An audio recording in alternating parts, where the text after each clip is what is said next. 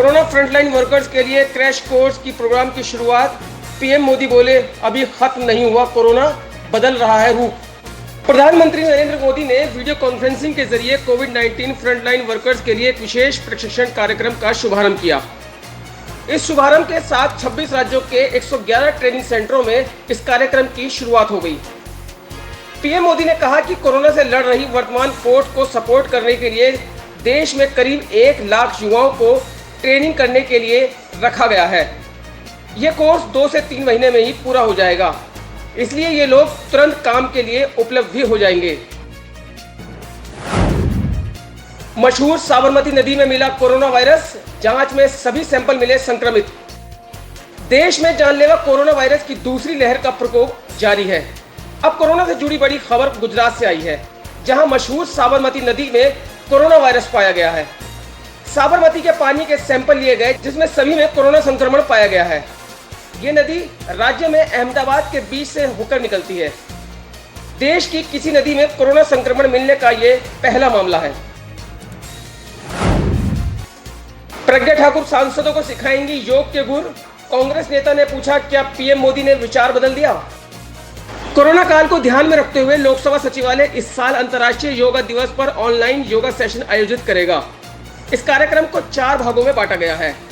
इन 4 में से एक सेशन को भोपाल से बीजेपी के सांसद प्रज्ञा सिंह ठाकुर कंडक्ट करेंगी।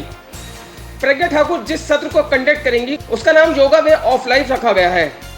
प्रज्ञा ठाकुर के सत्र को लेकर कांग्रेस नेता ने ऐतराज जताया है और पीएम मोदी से सवाल पूछा है। कांग्रेस पार्टी के सांसद और लोकसभा में पार्टी के विवेक मनिक्कम टैगोर ने पूछा है, क्या प्रज्ञा ठाकुर को मन से माफ कर दिया गया है? क्या पीएम मोदी ने प्रज्ञा ठाकुर के मुद्दे पर अपना विचार बदल दिया है? क्योंकि योग दिवस पीएम मोदी का प्रिय विषय है और उस दिन प्रज्ञा ठाकुर सभी सांसदों के कार्यक्रम में मुख्य अतिथि होंगी। क्या अब मन से माफ हो गई हैं? कुंभ में कोरोना टेस्टिंग फर्जीवाड़े पर तीरथ सिंह रावत और त्रिवेंद्र रावत में खींचतान। उत्तराखंड के पूर्व मुख्यमंत्री त्रिवेंद्र सिंह रावत ने कुंभ मेले में कोरोना जांच में हुए फर्जीवाड़े की न्यायिक जांच की मांग की है। उन्होंने कहा कि सरकार ने तत्काल जांच का आदेश देकर अच्छा कार्य किया है, लेकिन जांच पारदर्शी हो उसके लिए न्यायिक जांच होना बेहद जरूरी है। त्रिवेंद्र सिंह रावत ने कहा कि कोरोना जांच का बड़ा मामला है और ये सीधे सीधे लोगों के जीवन से खिलवाड़ है।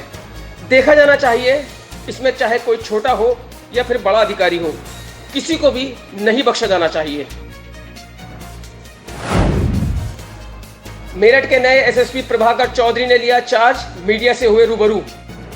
मेरठ के नवनियुक्त एसएसपी प्रभाकर चौधरी ने शुक्रवार को चार्ज ले लिया। चार्ज लेने के बाद उन्होंने पुलिस के आला अधिकारियों से मुलाकात की और उसके बाद अपने अधीनस्थों को आवश्यक दिशा निर्देश भी दिए। इसके बाद एसएसपी प्रभाकर चौधरी ने पुलिस लाइन के सभागार में मीडिया कर्मियों से मुलाकात की। उन्होंने सभी का परिचय जानने के बाद अपराध पर लगाम लगाने समेत कई और बिंदुओं पर अपनी बात कही। बाबा का ढाबा के मालिक कांता प्रसाद ने की सुसाइड की कोशिश, पत्नी ने बताया अवसाद में थे। राजधानी दिल्ली स्थित मशहूर बाबा का ढाबा के मालिक 80 साल के कांता प्रसाद को देर रात अस्पताल में भर्ती कराया गया। पुलिस ने जानकारी दी है कि उन्होंने आत्महत्या की कोशिश की थी। फिलहाल सफदरगंज अस्पताल में उनका इलाज चल रहा है।